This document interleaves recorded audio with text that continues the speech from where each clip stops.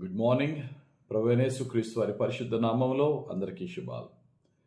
ఈరోజు మన అనుదిన ఆత్మీయ ఆహారంగా హోషేయ గ్రంథం నుండి 13వ అధ్యాయము మొదటి వచనాన్ని ధ్యానించుకుందాం. ఎఫ్రాయిము మాట్లాడినప్పుడు భయము కలిగెను. అతడు ఇశ్రాయేలు వారిలో తన్ను గొప్ప చేసుకొనెను.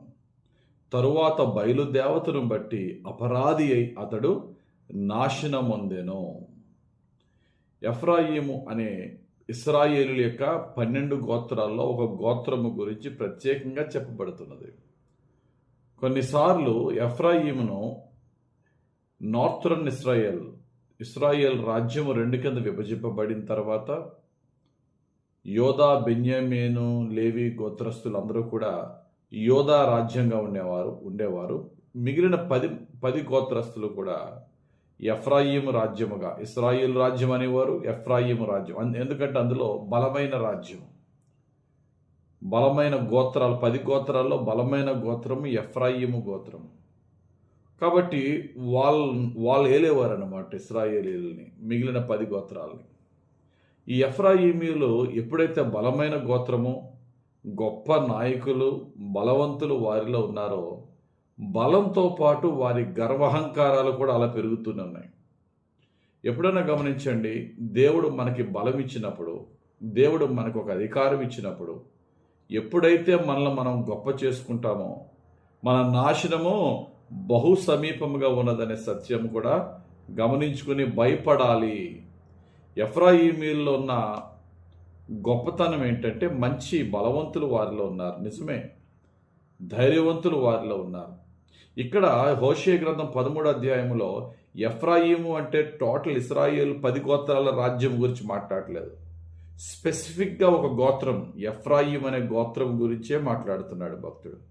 ఆ గోత్రంలో బలవంతులు ఉన్నారు. ఉదాహరణకి మోషే తర్వాత నాయకుడైనటువంటి యెహోషువ ఎఫ్రాయిము గోత్రానికి చెందినవాడు. ఈ నార్థరన్ ఇస్రాయేల్ అయినటువంటి ఇస్రాయేల్ రాజ్యానికి మొట్టమొదటి రాజు యెరోబాము ఎఫ్రాయిము గోత్రానికి చెందినవాడు.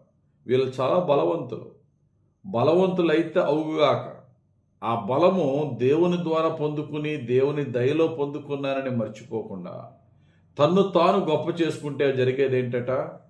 దేవునికి దూరం అవుట, అన్య విగ్రహాలకి, అన్య దేవతలకు దగ్గర అవుట, తమను తాము నాశనం చేసుకున్నట. ఇక్కడ అదే మాట ఇక్కడ కనబడుతుంది.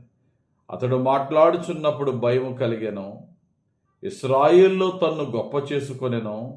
తరువాత బయలుదేవతను బట్టి అపరాధి అయి అతడు నాశనమొందెను. కాబట్టి ప్రియులారా, ఈ మాట గమనించండి. తన్ను తాను గొప్ప చేసుకొనెను ఎఫ్రాయిము అనే మాటకి మనం చూసినట్లయితే, ఆ ఎఫ్రాయిము గోత్రాల్లో అసలు ప్రారంభంలోనే ఎఫ్రాయిము గోత్రానికి ఖ్యాతి తెచ్చిన వాడు యెహోషువ. మోషే తర్వాత యెహోషువను దేవుడు ఎలా దీవించాడంటే, మోషేకు తోడున్న దేవుడు నేను నీకును తోడై ఉందును, నేను నిన్ను గొప్ప చేసేదను అనే మాట మనకి యెహోషువ గ్రంథం 3వ అధ్యాయము 7వ వచనంలో కనబడుతుంది. దేవుడు అంటున్నాడు, నిన్ను గొప్ప చేయ మొదలు పెట్టేదను, నేను నిన్ను గొప్ప చేస్తాను.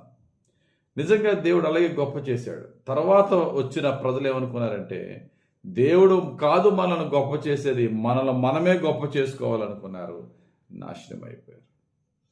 ఆ గర్వం ఏం చేసిందంటే, ప్రతి ఒక్కరితోనూ అనవసరమైన గొడవలు పెట్టుకునేవారు ఎఫ్రాయిమీలు. ఉదాహరణకి గిద్యోను శత్రువులపై జయం పొందినప్పుడు, అరే మన సహోదరులో ఒక సహోదరుడు అన్యులపై గొప్ప జయం పొందాడని గిద్యోన్ని అప్రిషియేట్ చేయడం మానేసి, గిద్యోను మమ్మల్ని ఎందుకు పెళ్ళలేదు నువ్వు అని చెప్పి గిద్యోను మీద దెబ్బలాటకు వచ్చినప్పుడు గిద్యోను చాలా తగ్గించుకుని, అన్నలారా మీలా నేను ఎక్కడ చేయగలను, మీరు చాలా గొప్పవారు అన్నప్పుడు ఇంక గిద్యోనుతో కాంప్రమైజ్ అయ్యి వెళ్ళిపోయారు. మనకి న్యాయాధిపతుల గ్రంథం 8వ అధ్యాయం మొదటి 2 వచనాలు ఉంటుంది.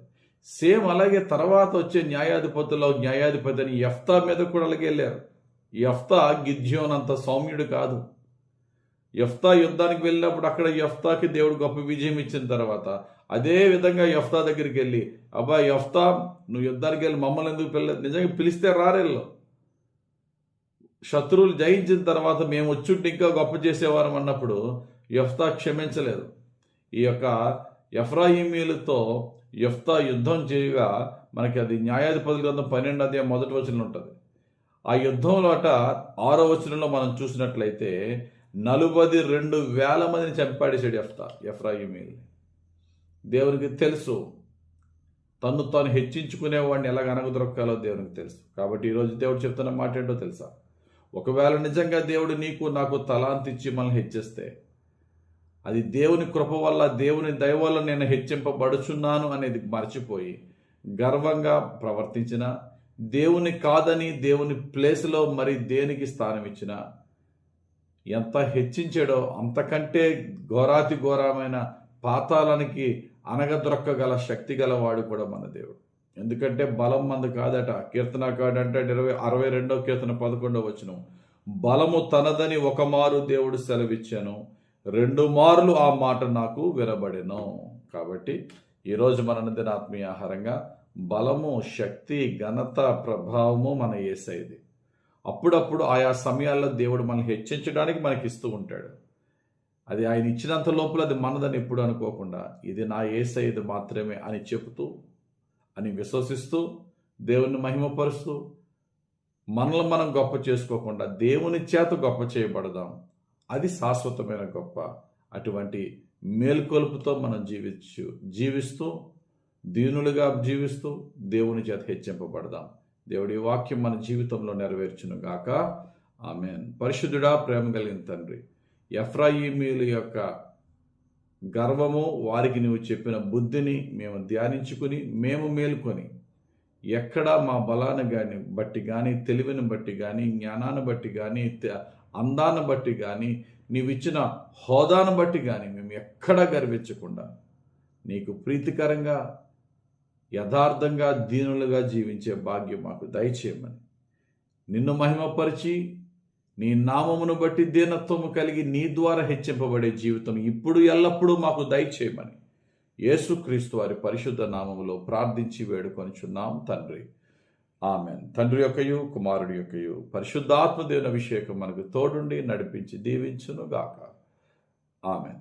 God bless you. Have a very blessed day. మన యొక్క జీసస్ ప్రేయర్ హౌస్ ఫెలోషిప్ సంఘం యొక్క సువార్త సభలు 9, 10, 11 సెప్టెంబర్ నెల 2024 జరుగుతున్నాయి. అందరినీ ఆహ్వానిస్తున్నాను. ప్రతి ఒక్కరూ కూడా ప్రార్థనాపూర్వకంగా దేవుడు నాకు ఇచ్చిన ఒక గొప్ప అవకాశంగా భావించి 3 రోజులు 3 రాత్రులు, మొదటి ఆరాధన 7 గంటల నుండి 9 గంటల వరకు, రెండవ ఆరాధన 10 గంటల నుండి 1 గంట వరకు, చివరి ఆరాధన సాయంకాలం 6:30 గంటల నుండి 10:30 గంటల వరకు జరిగే ఈ ఆరాధనలకి కుటుంబాలతో అటెండ్ అవ్వడానికి ట్రై చేయండి. హృదయపూర్వకంగా దేవుని మందిరంలో గడపండి. మనమందరం కూడా దేవుని మహిమకి చేరే, దేవుని మహిమలో నివసించే విధమైనటువంటి అనుభవంలోనికి ఈ యొక్క 3 డేస్ సువార్త సభల ద్వారా మనం ఎదగాలి. ఈ సభలకి మనం ఇచ్చిన టైటిల్, నీ వాక్యమే నాకు అధికారం ఇచ్చను. దేవుడు ఆత్మీయ, మానసిక, శారీరక అధికారంతో మనల్ని నింపి, ఆయన యొక్క మహిమతో మనల్ని నింపి, ఆయన సేవలో ఆయన యొక్క బిడలుగా ఫలింపజేయులాగున మీటింగ్స్ అందరూ పాల్గొవలసిందిగా కోరుచున్నాను. దూర ప్రాంతం నుంచి వచ్చే వారికి భోజనం, వసతి అంతా కూడా ఉచితంగా ఏర్పరచడం జరుగుతుంది.